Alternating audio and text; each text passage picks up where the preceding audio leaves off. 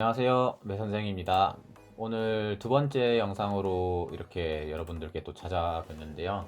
오늘의 주제는 트레이딩 요소와 추세에 대해서 좀 설명드리고자 합니다.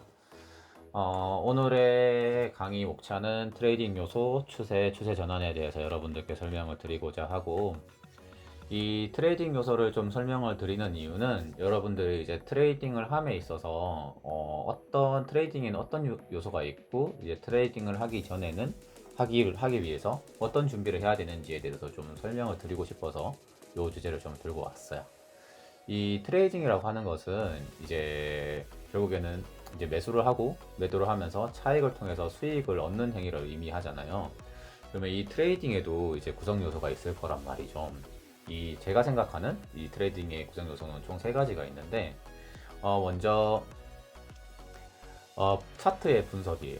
분석이라고 말할 수 있는데요. 이 차트상에서 차트 구조가 어떻게 형성되어 있는지 한번 봐야 되는 그런 절차를 저는 차트의 분석이라고 생각을 하고요. 즉 다시 말해서 이게 상승 추세인지 하락 추세인지 어디에 캔들상 매물대가 머물러 있는지 등등등 이런 차트 분석을 이제 트레이딩하기 위해서는 꼭 필요로 합니다. 그리고 이렇게 그 분석된 차트를 토대로 여러분들이 어떤 포지션에 들어갈지에 대해서 좀 계획을 세우셔야 돼요. 숏 포지션에 들어갈지 아니면 롱 포지션에 들어갈지, 그러면 그런 포지션을 통해서 여러분들이 분익은 어디서 하고 최종 목표가는 어디고 그리고 손절을 어떻게 잡아야 될지 이런 것들을 이런 것들을 저는 계획이라고 생각을 해요.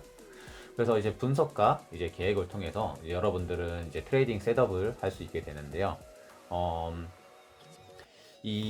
여러분들이 이 트레이딩 셋업을 하면 이제 여러분들은 차트 분석도 했고 어떤 포지션에 들어갈지에 대해서도 여러분들 관점이 가져지게 되는 거잖아요. 여러분들이 관점을 가지고 있는데 여러분들의 관점이 틀렸을 수도 있어요. 그런데 이 트레이딩 셋업이라고 하는 것은 여러분들의 그 관점을 관철하는 게 아니라 여러분들의 관점이 틀렸을 때까지 대응까지 세팅하는 게 이 트레이딩 셋업이라고 할 수가 있을 것 같아요. 즉 다시 말해서 이 트레이딩 셋업은 여러분들이 차트 안에서 컨트롤할 수 있는 영역을 모든 것들을 세팅하는 것들을 트레이딩 셋업이라고 의미합니다. 죄송해요. 제가 오늘 목이 좀 안 좋아가지고. 네, 그리고 이제 차트 밖의 영역을 저는 운이라고 표현을 하거든요. 예를 들어서 뭐 금리 인상이라 한다든지, 갑자기 뭐 전쟁이 났다고 한다든지, 즉 다시 말해서 외생 변수들을 저는 운이라고 표현을 해요.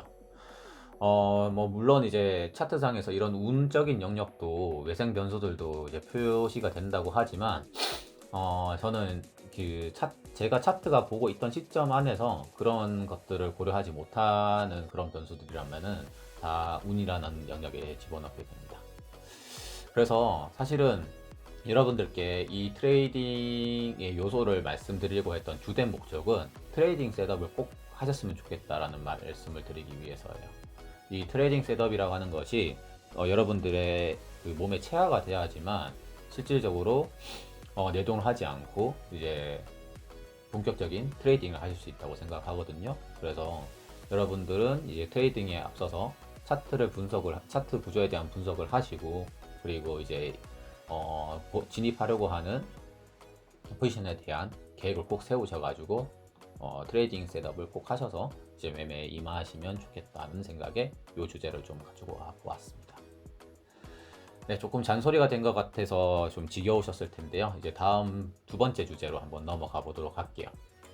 이 두 번째 주제는 이제 매매와 관련된 내용이겠죠. 네, 추세라는 내용인데요. 추세는 여러분들이 많이 들어보셨을 거예요. 추세는 사전적 의미로 어떤 현상이 일정한 방향으로 나아가는 경향, 즉 방향을 의미합니다. 이 차트상에서 여러분들이 보실 수 있는 그 방향은, 즉 추세는 상승 추세와 하락 추세 두 가지밖에 없어요. 그럼 이 상승 추세의 특징은 어떤 게 있냐? 이 상승 추세의 특징은 고점과 저점이 지속적으로 높아지는 패턴을 그립니다.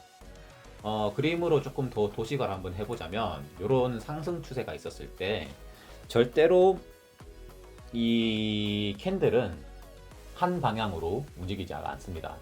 즉 다시 말해서 지그재그 형태를 그리게 되는데요. 그럼으로써 이 고점과 저점에 대한 패턴이 형성이 되게 됩니다.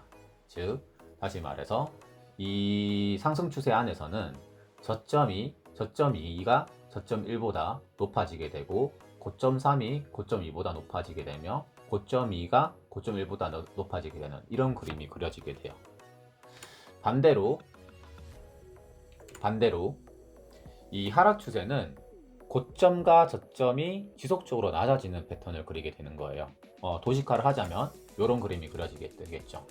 고점 2가 고점 1보다 낮고 고점 3이 고점 2보다 낮고 그리고 마찬가지로 저점도 지속적으로 낮아지는 이런 패턴을 그리게 돼요.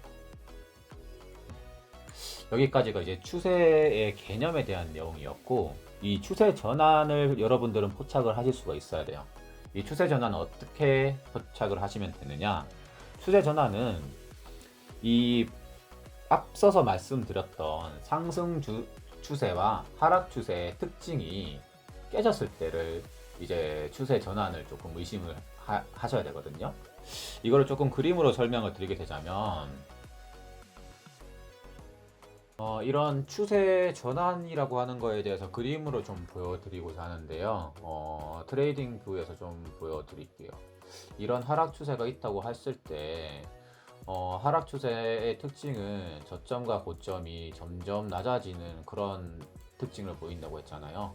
이런 식으로 낮아지고 있다고 보자고요. 그런데 특정한 시점에 저점이 높아지는 형태가 차트상에서 보일 때가 있어요. 이럴 경우에 우리는 의심을 해야 돼요. 기존에는 우리가 알고 있는 하락 추세의 패턴은 저점과 고점이 낮아지는데 갑자기 저점이 높아졌네? 그러면 이거는 추세 전환이 될 수도 있겠구나 라는 생각을 하셔야 된다는 거예요. 그럴 경우에 이런 모습으로 돌파가 나오고 고점이 갱신되는 모습이 나와버리면 이런 돌파 부분에 추격으로 롱을 타고 그리고 이런 저점에 로스를 걸어 놓으면 되는 거예요. 그리고 익절 구간 같은 경우는 이런 고점 구간에서 분익을 걸어 놓으면 되는 거죠. 실제로 저도 이런 매매를 오늘은 좀 여러분들께 보여드리고 싶어가지고 실제로 진행을 했었는데요. 보통 저는 1분분 매매는 절대 잘 안 하거든요. 그런데 여러분들한테 동영상을 녹화하면서 좀 보여드리고 싶다는 마음에 오늘 한 2번 정도 이런 매매를 좀 진행을 했었습니다. 그래서 좀 보여드리자면 62.9K에 진입하고 63.4K에 익절했습니다. 그래서 이게 방금 가지고 온 거니까 뭐 지금 보시면은 24년도 10월 7일 11시 44분이죠. 23년도 11시 3분에 캡처해 놓은 수익 카드예요. 그리고 마찬가지로 이것도 녹화하기 전에 진입했는데 이렇게 또 수익으로 나올 수 있습니다. 이거에 대한 근거는 저는 요 추세를 봤었어요. 사실 요 추세를 봤었는데 요 추세선에서 그 하락 추세가 좀 진행이 되고 있었잖아요. 하락 추세가 진행되고 있는데 저는 여기서 추세 전환에 대한 좀 시그널을 봤던 것 같아요. 그래서 여기서 갑자기 저점이 갱신이 계속되면서 내려왔는데 저점이 갑자기 높아졌네? 그러면은 나는 요 구간에서 진입을 해서 여기는 로스 걸어 넣고 이 정도 부분에서 익절을 하면 되겠다 라고 해서 그 결과가 요겁니다. 그리고 두 번째로 한 12% 정도 수익 난 거는 여기도 똑같이 봤어요.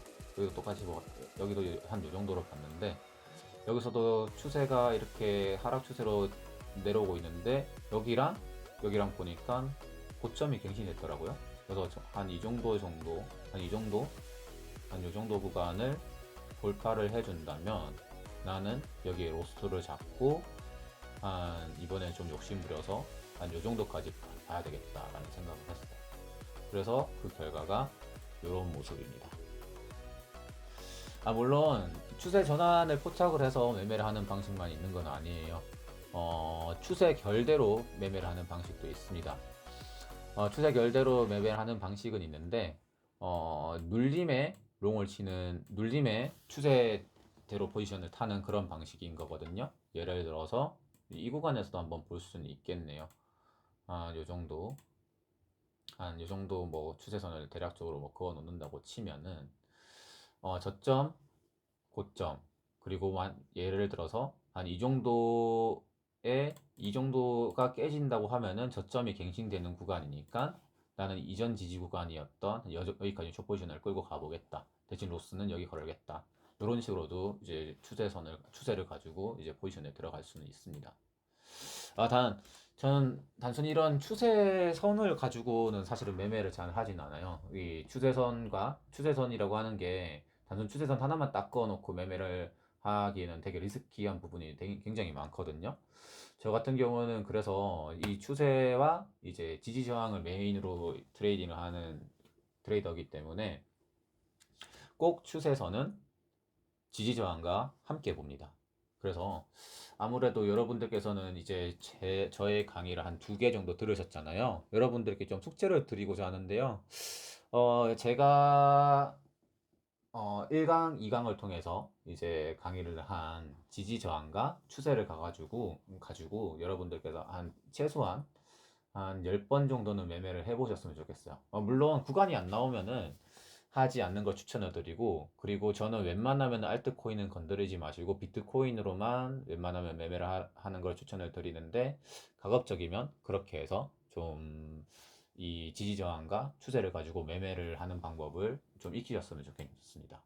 왜냐면 이거 강의만 본다고 해서 절대 매매 실력이 늘지 않아요. 여러분들께서 직접 시장에 참여하시고, 그리고 직접 이제 뭐 스포츠도 마찬가지잖아요. 야구를 하던 축구를 하던 골프를 치던 직접 몸으로 부딪혀 봐야지 느는 것처럼 매매도 똑같은 부분이 있거든요.